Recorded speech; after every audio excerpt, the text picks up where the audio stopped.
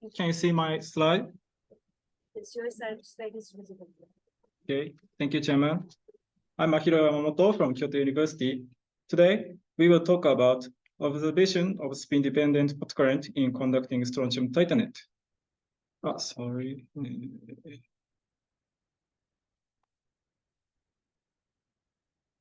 In this study, we focus on the spin splitting state, especially Rashba effect. The Hamiltonian of spin-orbital interaction is expressed as this equation. When the special inversion symmetry is broken, this nabla V becomes finite, resulting in spin-dependent band splitting.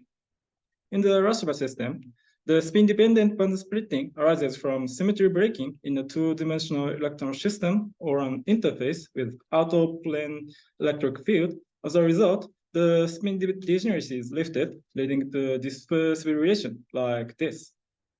And the spin orientation at film circle in Kx, Ky plane becomes like this. When circular polarized light is irradiated onto materials, specific spin orientations are preferentially excited. As the material has band splitting, the equilibrium in momentum space is broken. As a result, a finite current is generated. This effect is called circular photogalvanic effect, CPGE. In the Rashba system, the direction of CPG current is perpendicular to the incident plane. By measuring the amplitude and polarity of the current, we can investigate the properties of spin-dependent band splitting.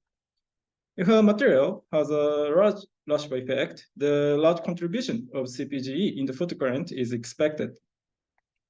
CPGE can be measured using a simple device structure.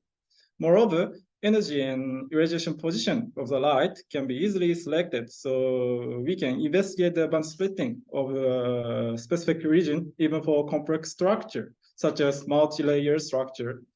Thus, CPG is a very useful measurement technique for observing bands with broken spin degeneracy. The sample used in this study is a metallic surface state of strontium titanate substrate generated by milling.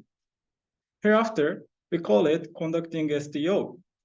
In conducting STO, it has been reported that the oxygen vacancies are generated by milling, causing electron accumulation on the surface. Since the accumulated electrons induce the electric field perpendicular to the plane and break the symmetry and at the surface, the Rashba effect is expected. In addition, carrier density of conducting STO can be moderated by etching time. Therefore, conducting STO is a suitable material for evaluating spin splitting state using CPGE. So the purpose of this study is detection of Rashba splitting state at conducting STO surface by using CPGE. First, let me explain the sample fabrication procedure. We conducted sample fabrication with the process shown here. Firstly, gold and titanium electrodes were fabricated by EV deposition and lift-off process. Before the deposition, argon ion milling was carried out to make a good contact between titanium and conducting STO. After fabrication of the electrodes,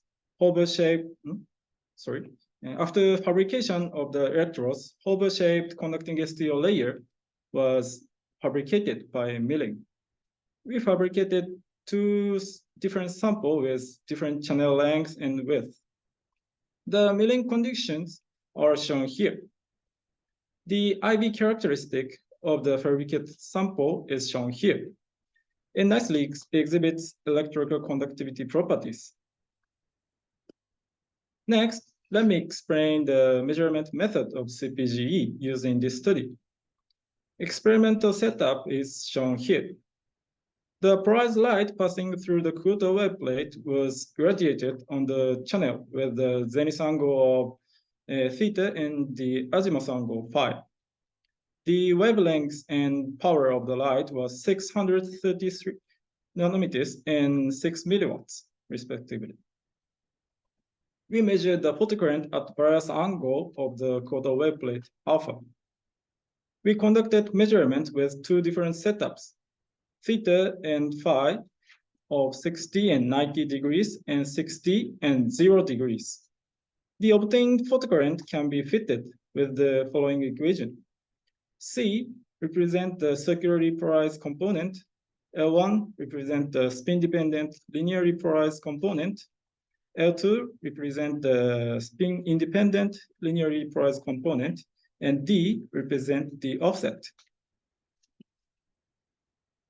The obtained data for theta and phi of 60 and 90 degrees is shown here.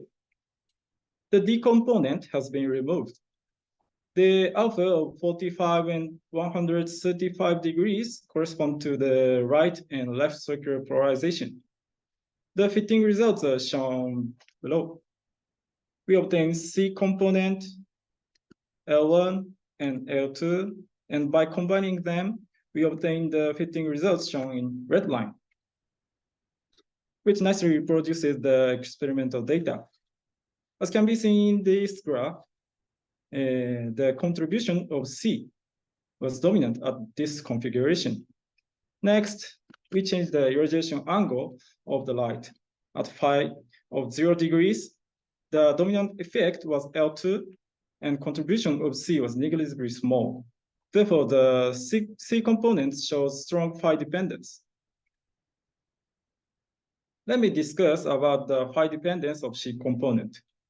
First, we consider the case when phi is 90 degrees and light circularly polarized light is irradiated.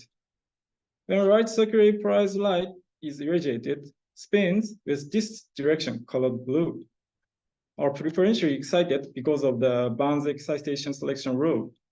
As a result, equilibrium is broken in the KY direction, and the charge current with negative sign is detected. In the case of left circularly polarized light, spins with opposite direction are excited, and the charge current with positive sign is detected. Because alpha of 45 degrees and 135 degrees corresponds to the right and left circular polarization, the obtained results are consistent with the behavior of CPGE expected in Rashba system. When phi is 0 degrees, equilibrium is broken in the KX plane, but this can't be detected because the electrodes are set in the KY direction. This result also supports our conclusion that the origin of the photocurrent is the Rashba effect induced at conducting STO. Next, we investigated the carrier density dependence of CPGE by focusing on C in the photocurrent for further understanding of CPGE in conducting STO. It's in plane electric field generated by CPGE is constant irrespective of the carrier density. A linear increase of of C with carrier density is expected based on the relationship J equal sigma E, where sigma is proportional to carrier density. We created multiple samples with different etching times and calculated the carrier density for each sample using Hall measurement. We also measured the conductivity and mobility using 4-terminal RV measurement. We then conducted optical measurement at theta and phi of 60 and 90 degrees and calculated the C component. First, we show the carrier density for each etching time. This graph shows etching time dependence of carrier density of conducting STO. As shown here, the carrier density monotonically increased with increasing the etching time. We also plotted mobility, conductance, and C component as a function of the carrier density. The values are normalized based on the data with the shortest milling time of 3 minutes. Whereas the electron mobility is constant irrespective of the carrier density, the conductivity shows almost linear relationship with the carrier density, indicating that the change in the conductivity is due to the change in the carrier density. As shown in this graph, the CPG component C also shows a linear relationship with the carrier density, indicating successful modulation of CPGE photocurrent by controlling the carrier density. This result also indicates that in-plane electric field generated by CpGe is almost constant, irrespective of the carrier density. Because the spin splitting states of conducting STO with various etching time are still unclear, we cannot explain the detailed mechanism of this behavior at this time. In near future, we will investigate the mechanism of CpGe in detail by some experiments. Let me summarize my talk. In this study, we observed CpGe in conducting STO by irradiation of circular polarized light, and we also found that CpGe linearly increased according to the carrier density, which was moderated by etching time. Thank you for your kind attention. Thank you, Mahiro, for the nice talk. Is there any question? You can raise your hand. If not, then I would like to ask one question. There was one graph where you have shown the etching time is directly proportional to carrier density. Sorry, but connection is not good. Sorry, you can hear me? Hello. Yes. Yeah, actually, I have a question. You have shown that etching time is directly increasing. The etching time was increasing in the carrier density. Yes, this one, last week. Yes. Before it. Slide number 11. 11, yeah. Yes, here. So what if you increase the etching time further, let's say 11, 12, 13? 11 to 30. Yeah, here the carrier density is increasing with the etching time. Yes. So is there any saturation kind of thing with the etching time, or it is increasing? This experiment is conducted in room temperature. In room temperature, it was reported that the carrier density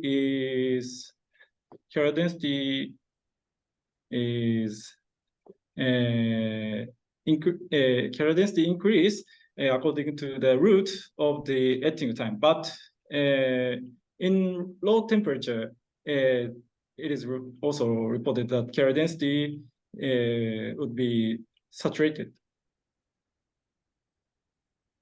So you haven't tried for the further time, let's say 15 minutes, 12 minutes. Sorry. You haven't tried for the further 12 minutes, 15 minutes. Okay, it's okay. I can write Sorry. later. Yeah. Hello. Can you hear me? Yes. Yeah. No, that's fine. So thank you, Mahiro, for